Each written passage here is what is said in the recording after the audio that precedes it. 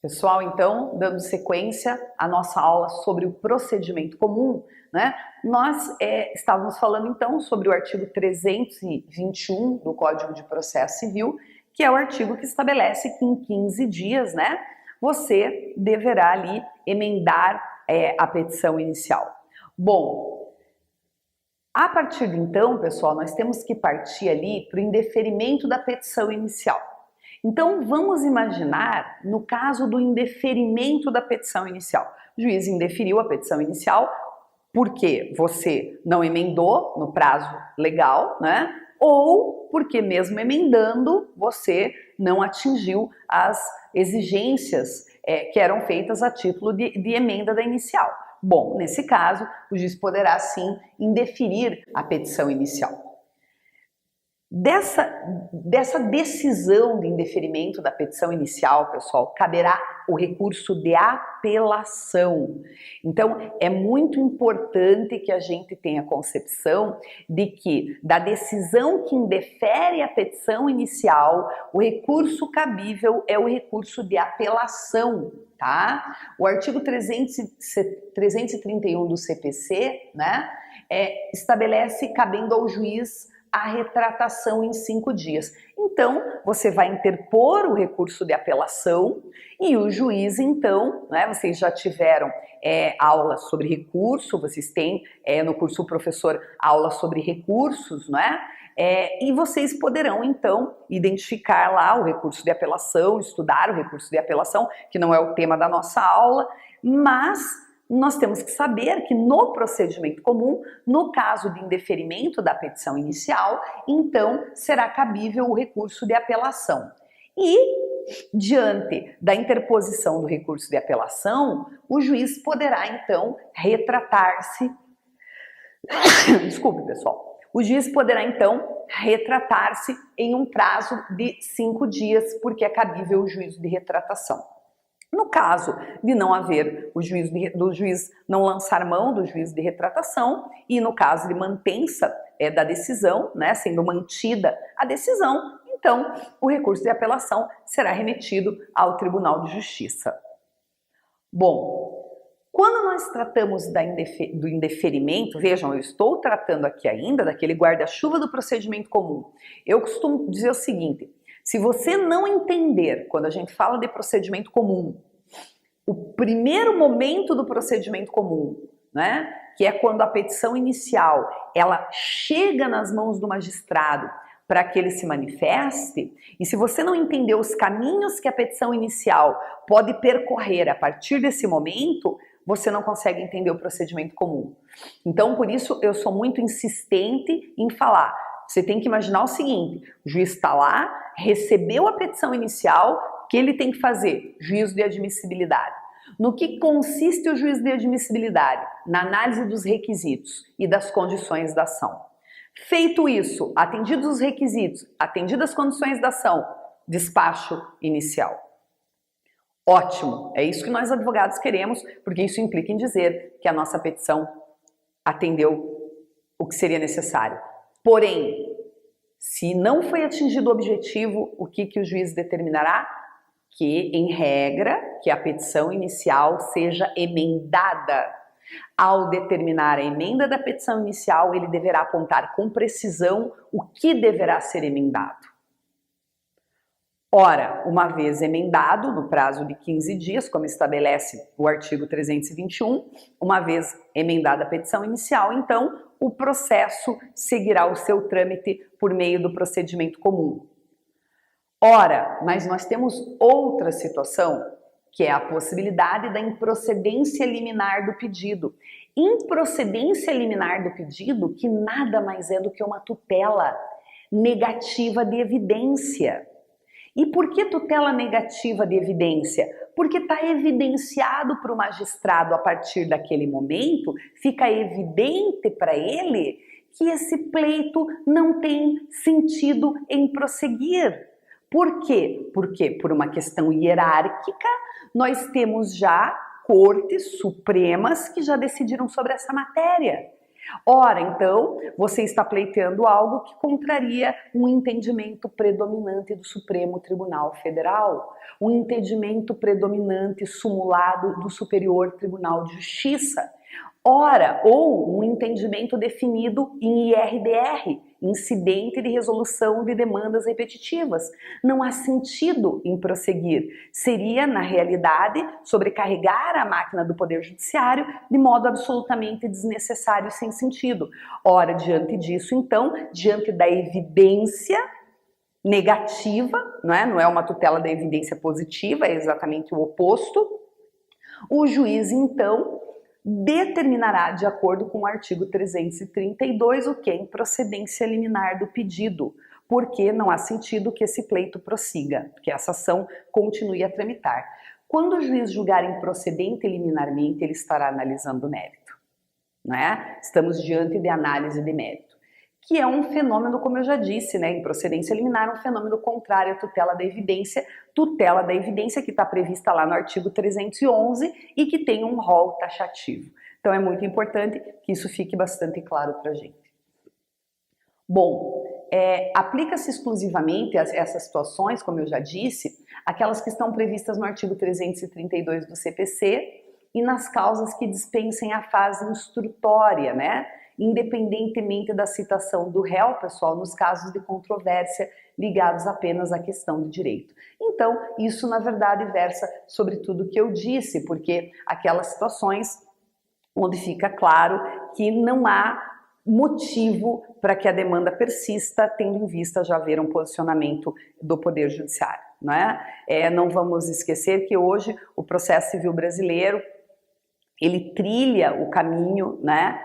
Da uniformização dos entendimentos, da uniformização das decisões. Ok, pessoal? É muito importante que alguém que estuda processo tenha essa concepção, né? Que é a concepção do Código de Processo Civil e que fica bastante configurada na legislação processual brasileira. Bom, nesse caso, a gente tem que identificar o seguinte: se ocorreu a improcedência liminar, então realmente houve análise de mérito, a matéria já foi julgada, coisa julgada material, não é? É possível, óbvio, recorrer, e o recurso nesse caso seria o recurso de apelação, mas é muito importante que a gente entenda que, tendo sido emendada a petição inicial e atingido o objetivo com a emenda, ou já tendo se atingido o objetivo com a petição inicial quando recebida e submetida ao crivo do juízo de admissibilidade, obviamente que então, a partir daí, o caminho será a audiência obrigatória de conciliação ou mediação. Bom, gente, como eu já disse, essa audiência de conciliação ou mediação, trazida pela Lei 13.140 de 2015, ela está prevista no nosso artigo 334, é uma audiência obrigatória, na realidade, mas ela vai depender exclusivamente também da manifestação das partes, não é? Por quê? Porque a petição inicial, em ordem, né, não sendo, como eu já disse, o caso de improcedência liminar do pedido, o juiz designará a audiência e mandará citar e intimar o réu, o que eu já disse a vocês. Havendo a possibilidade de realização em mais de uma sessão e por meio eletrônico. A audiência de conciliação ela poderá ocorrer em mais de uma sessão ou, claro, por meio eletrônico. Somente não será realizada se houver, como eu já disse, manifestação expressa de desinteresse de todas as partes envolvidas. Então não adianta o réu, na petição inicial, se manifestar pela não realização, não é? Tem que haver a manifestação expressa tanto do autor como do réu. Apenas neste caso, a audiência de conciliação ou mediação não acontecerá. É importante que a gente entenda que a ausência à audiência de conciliação, pessoal, pelas partes devidamente intimadas, ela vai implicar em ato atentatório à dignidade da justiça. E o ato atentatório à dignidade da justiça, ele pode implicar em multa de até 2% da vantagem econômica pretendida, né, em relação ao valor da causa. Então, uma vez intimadas, as partes devem comparecer à audiência de conciliação ou mediação, que tende a buscar aí a realização de uma composição entre as partes. Bom, mas e se for o desejo do réu, na realidade, que essa audiência não aconteça? De nada valerá o desejo do réu para que a audiência de conciliação ou mediação não aconteça se o autor já manifestou o seu interesse. Se o autor na petição inicial já manifestou o interesse, a audiência em regra irá acontecer. Cris, mas e se o autor na petição inicial manifestou o seu desinteresse? O réu terá que se manifestar antes da audiência pela realização ou pela não realização. Porque se o réu, vamos lá, vamos entender isso. O autor não quer audiência, ele vai apresentar isso na petição inicial. O desejo pela não realização da audiência. Se o réu não se manifestar de forma expressa, a audiência vai acontecer, mesmo o autor tendo expressado que não queria que ela acontecesse. Agora, se o autor disser que quer, ela vai acontecer, independentemente da vontade do réu. E ela só não acontecerá diante do desejo do autor de que ela aconteça se o réu se manifestar expressamente, antes da audiência. Ok, pessoal? Bom, o ato atentatório à dignidade da justiça chama a atenção de vocês porque ele é muito importante, porque a ausência na audiência de conciliação ou mediação, ela pode ser considerada o ato atentatório e isso implicaria nessa multa de 2% sobre a vantagem econômica pretendida em relação à causa, não é? E claro, a possibilidade de uma eventual composição. Então vamos imaginar que a audiência de conciliação ou mediação se realize. E já deixando claro, a gente fala muito da audiência de conciliação ou mediação, mas a conciliação ela é muito comum, é mais comum em regra, quando existe a possibilidade de diálogo entre as partes, né? Então busca-se realizar uma composição. A audiência de mediação, ela está muito voltada, claro que se vocês se aprofundarem são inúmeras as possibilidades, mas ela está muito voltada à reconstrução do diálogo entre as partes. Então, muitas vezes é muito usada no âmbito do direito de família também, porque quando você não tem aquele prévio diálogo, a possibilidade de diálogo entre as partes, é preciso que você, por meio da mediação, reconstrua esse diálogo para que se busque um consenso. Então, essas audiências são importantíssimas hoje no processo civil brasileiro, indispensáveis, porque a gente cada vez mais deve buscar aí o consenso, pessoal. Bom, e quando a gente fala de eventual composição, eu quero dizer que no caso de haver o consenso entre as partes, no caso dessa composição resultar exitosa, dela ser positiva, né, o que é ótimo para as partes em regra, porque alguém sempre tem que flexibilizar um pouco, alguém sempre perde um pouco, e se ganha também, se ganha em tempo, se ganha em qualidade de vida, mas no caso de uma composição, pessoal, uma vez realizada essa composição nos autos, nós estamos diante de um título executivo judicial. Por isso coloquei ali, né? Título executivo judicial, porque o que for pactuado a título de composição deve ser cumprido. Se não for cumprido, você tem um título executivo em mãos.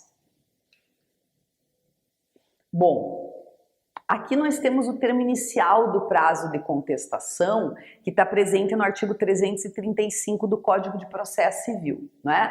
Então, vamos imaginar que não se alcance nessa audiência de conciliação ou mediação, que não haja composição, que não se consiga chegar a um consenso, que boa parte das vezes, infelizmente, realmente acontece. Não havendo a possibilidade da composição, então o réu poderá oferecer contestação por meio de petição em um prazo de 15 dias, né? Então, a partir da audiência de conciliação ou mediação, não havendo a composição, porque se houver, então, nós estamos diante de um título executivo judicial, se a composição não acontecer, na realidade, nós teremos, então, a partir daí, o réu, por meio de seu advogado, terá um prazo de 15 dias para apresentar contestação, 15 dias úteis, né? Bom, quando nós tratamos aqui da defesa e do princípio do contraditório, que estão previstos no artigo 336 do Código de Processo Civil, é importante que a gente entenda, pessoal, que na contestação o réu deve abordar toda a matéria de defesa. Toda a matéria de defesa tem que ser trabalhada, desenvolvida na peça contestatória, né? Todos os fatos por meio dos quais ele impugna o direito do autor, especificação de provas, tudo isso tem que ser trabalhado na peça contestatória. Por quê? Porque é o momento processual, né? É o momento processual para que isso aconteça. E o Código de Processo Civil brasileiro, ele trabalha com o princípio do ônus da impugnação específica, não é? E o princípio do ônus da impugnação específica, ele está estabelecido no artigo 341 do CPC, o ônus da impugnação específica. E o que vem a ser o ônus da impugnação específica? Gente, atenção, né? Veja, tudo que você tem que atacar naquele momento na peça contestatória. E eu coloquei uma atenção ali, porque o ônus da impugnação específica, ele não se aplica, que é aí que os concursos de provas gostam de pegar vocês, né? O ônus da impugnação específica, ele não se aplica a quem? Ao defensor público, ao advogado dativo e ao curador especial. Então, normalmente o que se cobra são as exceções, né? Então a gente tem que ter em mente que o princípio do ônus da impugnação específica, ele consiste em se impugnar tudo que for trazido na petição inicial, deve ser impugnado especificamente, né? Deve ser impugnado, sob pena de que não for impugnado, presumir-se verdadeiro, não é? E se perder o momento processual para isso. Mas nós temos aí uma exceção, que no caso do defensor público, do advogado dativo e do curador especial, não se aplica o ônus da impugnação específica, que, repito, está lá no artigo 341 do CPC. Bom, também o princípio da concentração da defesa, né? A contestação, ela concentra a defesa do réu. E no princípio da concentração da defesa, que é o princípio adotado pelo Código de Processo Civil de 2015, né? É importante que a gente entenda que muitas matérias que eram arguidas em separado, gente, né? Muitas matérias que eram arguidas em separado, agora ficaram concentradas na contestação, o que pessoalmente eu acho ótimo, né? É muito mais interessante a título de celeridade, a título de aproveitamento processual. Então, o princípio da concentração da defesa, ele permite, por exemplo, que a impugnação ao valor da causa, que antes nós tínhamos que fazer por um meio separado, por meio de exceção, a impugnação à gratuidade da justiça, né? Agora são concentradas na própria contestação como preliminares. Então, hoje eu vou questionar incompetência absoluta, incompetência relativa, impugnação à gratuidade, tudo vai ser concentrado nas preliminares de contestação. Então, hoje, a gente tem, na peça contestatória, tudo concentrado. Por isso, princípio da concentração da defesa. Porque é esse sistema, que eu acho excelente, que foi adotado pelo CPC de 2015, onde, de fato, nós podemos lançar mão de todas essas perspectivas no bojo das preliminares de contestação. Toda contestação, ela sempre tem que ser muito bem feita, muito bem redigida, e para isso a petição inicial tem que ser muito bem estudada, porque muito bem estudada a petição inicial, você consegue identificar possíveis preliminares que você pode arguir na peça contestatória com base no princípio da concentração. E aqui eu trago as preliminares, né, que nós podemos arguir aí com base no princípio da concentração da defesa. Então nós temos lá: antes de iniciar a análise do mérito, porém, pode o réu alegar, conforme o artigo 337 do CPC, essas possibilidades a título de preliminares. Então, olhem lá: inexistência ou nulidade de citação, incompetência absoluta ou relativa, incorreção do valor da causa, inépcia da petição inicial, perempção, litispendência, coisa julgada, conexão, incapacidade da parte, indevida concessão de gratuidade da justiça e outras, defeito de representação ou falta de autorização, convenção de arbitragem, ausência de legitimidade ou de interesse processual, falta de caução ou de prestação que a lei exija como preliminar e impugnação ao valor da causa. Gente, olhem o leque de possibilidades que nós podemos hoje, com base no princípio da concentração, que repito, princípio adotado pelo CPC de 2015, nós podemos trazer aí nas preliminares de contestação. Eu não poderia deixar de colocar, e aí a atenção lá, quando a gente tem a nossa estrelinha azul, sempre ficar muito atento, né? De acordo com o artigo 146 do CPC de 2015, porque sempre fica, Cris, mas isso a gente percebe muito em sala de aula. Cris, mas espera aí, impedimento e suspeição, não dá para arguir em preliminares? Não, pessoal. Impedimento ou suspeição devem ser arguidos em petição específica, dirigida ao juízo do processo no prazo de 15 dias a contar do conhecimento do fato. Tem aí, essa dica é preciosa, tá? Os alunos erram muito isso, caem muito em cilada em provas e concursos. Por quê? Porque se desenvolve o raciocínio. Não, agora o leque de possibilidades existentes nas preliminares é muito grande. Ah, então eu acho que dá para arguir nas preliminares suspeição e impedimento. Não, não, não, pessoal. O artigo 146 deixa claro que eu não posso arguir impedimento ou suspeição em preliminares. Tá dada a dica, eu considero essa uma dica preciosa, tá? Vou arguir em petição específica ao juízo em um prazo de 15 dias. A contar de quando, Cris? Qual é o início da contagem para arguição de impedimento ou suspeição? O início da contagem vai se dar a partir do momento que eu tenho conhecimento do fato. Eu descobri agora que o juiz trabalhou no escritório desse advogado durante muitos anos, existe uma relação de amizade. Por exemplo, então, eu tenho, a partir do conhecimento desse fato, eu tenho possibilidade de arguir impedimento ou suspeição, claro, de acordo com o caso, em um prazo de 15 dias. Bom, e aqui, pessoal, nós temos as modalidades de respostas, né? As modalidades de respostas e espécies de defesa, que são possíveis, né? De acordo com o nosso Código de Processo Civil, né? Porque nós sabemos que, de acordo com o CPC de 2015, a resposta, ela pode assumir duas formas. A primeira, claro, muito usada e clássica é a contestação, obviamente, né? A contestação, ela objetiva o quê? Fazer com que o réu se defenda, claro, em relação à matéria de fato e de direito em julgamento, óbvio. É na peça contestatória que o réu vai trabalhar o ônus da impugnação específica, né? Vai impugnar todas as argumentações trazidas pelo autor na petição inicial, vai concentrar a sua defesa.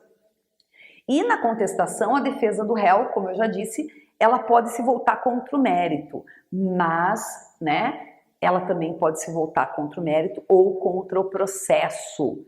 Nossa, que confuso isso, Cris. Não é confuso coisa nenhuma, super simples, né? Veja, pessoal, a defesa do réu, ela pode se voltar contra o mérito, né, ou contra o processo. O CPC de 2015, ele reuniu todas as defesas de mérito na contestação. Todas as defesas de mérito e as processuais também na contestação, como a gente já disse, com base no princípio da concentração, né? Quando eu disse, olha pessoal, todas essas questões podem ser arguidas nas preliminares, então estamos ali falando das defesas processuais. Então o CPC, com base nesse princípio da concentração, permitiu que na contestação a gente venha trabalhar todas as questões, todas as defesas processuais. As processuais devem ser alegadas como preliminares na peça, né? Na mesma peça. Então, o que é defesa processual? Ilegitimidade, né? Nulidade de citação, incompetência, eu vou alegar nas preliminares, são defesas processuais. E no tocante ao mérito, claro, eu vou alegar no corpo da contestação. Óbvio que as preliminares também no corpo da contestação, mas em relação ao mérito é a matéria que está sendo trazida ali, né, pessoal, que foi arguida. A defesa contra o processo, pessoal, ela subdivide-se em defesa processual direta e defesa processual indireta. Então, o nome já está dizendo, né, pessoal, defesa processual, é uma questão de cunho processual, de cunho técnico processual. Então, a defesa processual ela pode ser direta e indireta. A defesa processual direta, ela é chamada também de objeção ou defesa processual peremptória. Então, são muitas informações, então é importante que vocês entendam de fato, porque se vocês entenderem de fato, vocês não têm dificuldade com a nomenclatura. Então, quando a gente fala da defesa processual direta, isso depende muito de doutrinadores, tá, pessoal? Alguns doutrinadores chamam de defesa processual direta, outros objeção, outros defesa processual peremptória. Então, varia muito de doutrinador para doutrinador. Então, essa refere-se à inexistência de pressupostos processuais ou condições da ação. Sua finalidade é extinguir o processo.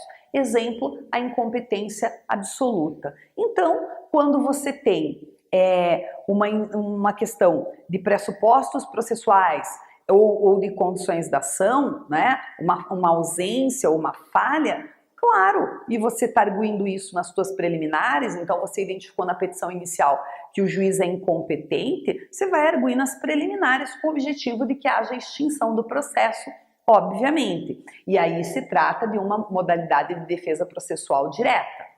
Quando a gente fala da defesa processual indireta, veja, ela se volta, também chamada de exceção ou defesa processual dilatória, né?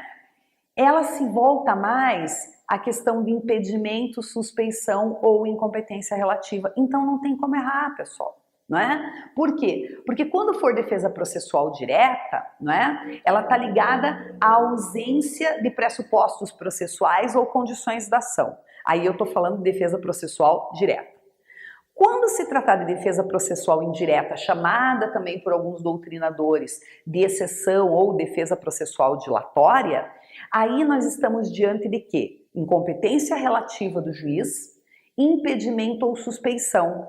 Por quê? Porque tanto a incompetência relativa como o impedimento ou a suspeição não extinguem o processo, apenas causam a modificação do juiz ou do juízo. Então vamos imaginar, se o juiz se declara suspeito, o que vai acontecer? Vai extinguir o processo? Ah não, eu sou suspeito, então vou extinguir. Não, esse processo vai ser remetido para outro juiz. Então a incompetência relativa, se aquele juiz reconhece, ele é incompetente relativamente, tem essa arguição e ela é acolhida, o que vai acontecer? Esse processo vai ser julgado por outro juiz, não é? Então, a incompetência relativa, a suspeição e o impedimento, eles não desencadeiam a extinção do processo. Que são mecanismos de defesa processual indireta, diferentemente da defesa processual direta, porque a defesa processual direta, diante da ausência dos pressupostos processuais ou diante da ausência das condições da ação, ela vai desencadear a extinção. Não tem como errar. Defesa processual indireta, incompetência relativa, impedimento, suspeição. Não extingue o processo. Simplesmente, o que acontece? Modifica-se o juiz ou o juízo. Agora, quando nós falamos de defesa processual direta, são situações que são causadas em virtude da ausência dos pressupostos processuais ou das condições da ação. E aí a finalidade é a extinção do processo. Ok, pessoal?